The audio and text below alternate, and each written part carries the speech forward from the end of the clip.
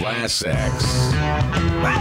This is the Bulldog on Class X Radio, baby. Delivering radio superbity to you. Coming up, well, let's just do it now. I'm going to go ahead and do this now.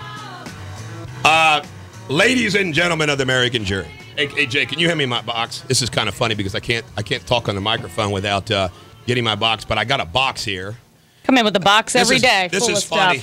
Let me give you some inside baseball of yours truly, the Bulldog. Some lawyers work out of briefcases. Well, I have so much work that I take home every day to do my second shift that I don't do briefcases. I do boxes. And it's so funny because some of my young lawyers pick up on it, and then they're taking home boxes. But heck with briefcases, I need boxes. Now, last night, this is an incredible story. So sit back and relax and listen the way the world works. Ladies and gentlemen, the American jury, it's been many, many, many months ago, a young man named Michael Godawa was shot and killed by a bicycle officer at early morning, like 1:30 or so in the morning, out in Ellesmere. And this was the only son of Don Godawa, who was a waiter at the courthouse restaurants, and I was honored that he chose me to be his lawyer. And we filed the lawsuit because we interviewed witnesses and we do everything we're supposed to do. And we filed the lawsuit so we could subpoena the autopsy report. And we couldn't get the autopsy report. They blocked that. And I wrote a letter to the police department and the lawyer, and I said, hey, I want to interview the police officer before I file the lawsuit. They said no. And what happens in these cases, there's so many people that think whatever a police officer does, it's okay. And there's other people that hate police officers so much no matter what they do is wrong. Well, that's not me, folks. I call them as I see them. Each case is different. Sometimes I look at something, I say, police officer didn't do anything wrong. Sometimes I look at a case and say, my God, why did the police officer do that? I'm not always, each case is different. But you got to understand something. Here's how this, just think about this. The Godawas lost their child. They're not allowed to receive anything. No autopsy report. No interviews. The police seized the videotapes from the Finish Line restaurant. They seized the lapel tapes of the video. They take all the evidence. They go interview people. Now, we can go interview people, but the problem is they won't let us interview the police officer. And they play hide the ball. They hide it all, okay? But you know what? There was one little piece of evidence that I could get without them because I had a release. Listen to the EMT report because I'm a pretty smart guy. I said, I wonder what the EMT, why? Because the EMT is the first person on the scene. So Chuck gets the EMT report, brings it back. And guess what the EMT says? The EMT says they looked for the bullet wound, and the entry point of the bullet wound was the back. They didn't say armpit. They said the back. And there was no exit wound. The death certificate said he died of a chest wound. Everybody would think, he got shot in the chest. No, he didn't. He got shot in the back. Now, about 2 weeks ago, I called Rob Sanders, who is not my best buddy, and I got a cell phone. I don't know how I got a cell phone number, but I called Sanders, and I leave him a message which says, hey, I just wanted to know how things were going on the Godawa case and whatnot because I'm anxious to know this, okay? And I even said, Rob, we have all this angst between us. We really ought to just let it go. I mean, I'm willing to let it go. If you're willing to let it go, it's kind of silly. No phone call back. No return phone call. No nothing. All right? Now, what really concerned me about this from day one is they removed Detective Rawson from the Erlanger Police Department from the investigation after we pointed out to them that he goes to Don Godawa's hours before Don Godawa is burying his son. Hours before he's burying his son, the detective shows up at his house to question him about his son's possible bad dealings. It's incredible. Threw Don Godawa's cell phone down on the ground and stormed out after I told him to get the hell out of the house. All right? The head of this investigation from the Erlanger Police Department reports to the Enquirer that they're going to take this to the grand jury and they're going to indict Michael Godawa for attempted murder and wanton endangerment as if he was alive. In the history of American jurisprudence, let me tell you, folks, no one dead's ever been indicted. And the guy leading the investigation wants to help his cop friend out so bad, he wants to indict a dead guy. All right? Now you say, Why? Why do you tell me this? Well, yesterday at about 7 o'clock, I think, or 6:30, I start getting messages from everybody in the news. And they all got my cell phone. I mean, they're all texting me, calling me, wanting an interview. What do I think about Rob Sanders not indicting this officer? And we had given the prosecutor the information from the EMT and everything else. Well, get this, folks. Get this. He released a report. Not only does Rob Sanders release a report, and they only release the lapel pin. By the way, the police also told the owner of the Finish Line, God bless his soul, who just died this week, irony, to tell all of his patrons to shut up and all his employees to shut up and not talk about the case. Well, we got a hold of one witness anyway who witnessed the whole thing and is very supportive of our case. And they released a lapel video. Well, this is hilarious and also sad. So the family of Michael Godawa and their lawyer has to hear this news first from the news media rather than from the prosecutor. And the prosecutor at the end of this report says, his death was extremely unfortunate and the entire situation is tragic. I'm sure his family still grieves his loss and they have my sympathy. Can you say phony? Let me tell you something. I tell all my clients this. What you hear on the radio here is what you hear my kids and wife hear at home, what my friends hear from me on Friday night. Lawyers are so freaking phony. They're so phony. Oh, and then he goes this. He says in this letter, I appreciate the professionalism from which all of you approach this investigation. All. The department that wants to convict a dead person. Really professional. Guess what, folks? Rob Sanders runs as prosecutor.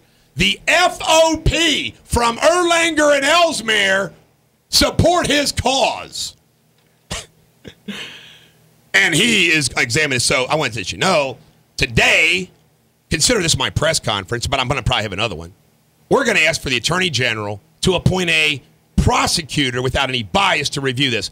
Sanders does not even take it to the grand jury.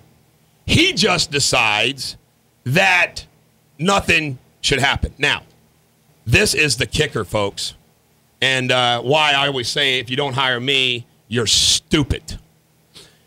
This is the report. Oh, by the way, a member of the news media, which will rename, we're not going to get to a song this way, who will rename Nameless, watched the video from the lapel pin.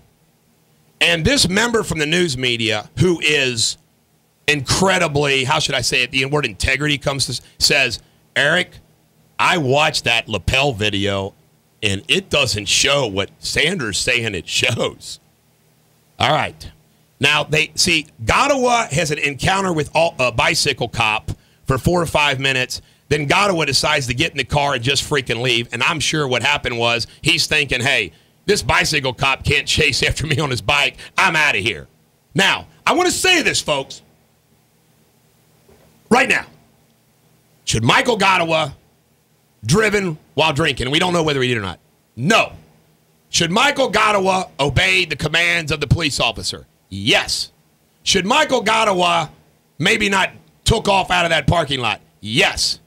Should Michael Godawa, and by the way, we dispute this, but even if his car had hit the police officer in any way, shape, or form, he should not have done that. Also, they say he ran over his bicycle, which, by the way, I think that's why the cop shot him, because he's mad his bike got hit. Ladies and gentlemen of the American jury, every one of those things, even if Michael Godawa did them, the punishment is not execution. The punishment's probably 30 days in jail, okay?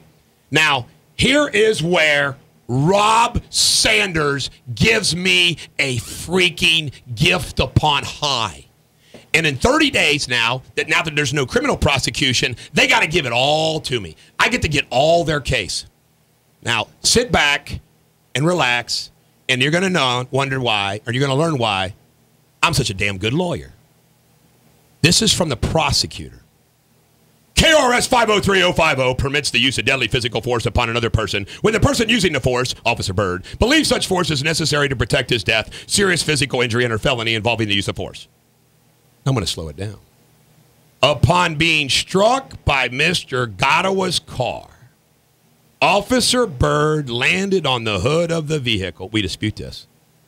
And rolled off while it's speeding out of the parking lot. Had Officer Byrd been knocked to the ground, but he wasn't, he likely would have been run over and seriously injured or killed. He wasn't. And Sanders, no, he wasn't. Now, here's what Mr. Sanders writes in this report. At this point, Officer Byrd was justified in the use of deadly force against Mr. Godawa. The evidence, video, and witness statements show Officer Byrd only fired one shot. From the evidence collected and statements of involved officers, we know the shot entered the car through a passenger side window and struck Mr. Godawa near the right armpit. Ladies and gentlemen of the American jury, the EMT doesn't say armpit, they say back. Now you're going to say, well, what are you trying to tell us, Bulldog? What are you trying to tell us? Here's what I'm trying to tell you. The same prosecutor that does not present this case to the grand jury against the officer says, now just remember, they're saying he hits him, he's by the side of the vehicle, he's standing on his feet. He's saying the shot goes through the passenger side window and strikes Godawa. Ladies and gentlemen of the American jury, in the same document that the prosecutor uses not to indict the cop, he admits that at the time the police officer shot Michael Godawa, he's out of harm's way at the side of the vehicle while the car's leaving. If the car is coming at the cop and the cop thinks he's going to be killed, fire away. Bam, bam, bam, bam, bam.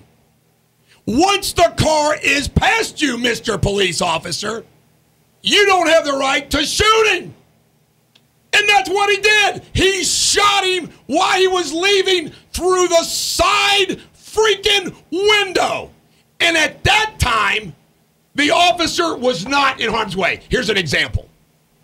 If Mr. Chris Farley, Garrett Sablehouse, and I right now, we go at it hard. We're punching, kicking, screaming. We're beating the hell out of each other. He's got a knife. I got a knife. I take the knife away from him. He takes my knife away from me. All right? Neither one of us has a knife. And I walk 10 feet over here, grab a gun, and then shoot him. At the time I shot Garrett, I wasn't in harm. It makes a difference when that cop shot him. Just because there was an altercation doesn't mean he could then shoot him at any time. It's at the time he fires the gun, his life has to be in danger. And at the time he shot the gun, by Rob Sanders' own admission, he was the side of the car with the car fleeing. Ladies and gentlemen of Kenton County, you elected this frat boy to be your top felony prosecutor. May God have mercy on Kenton County.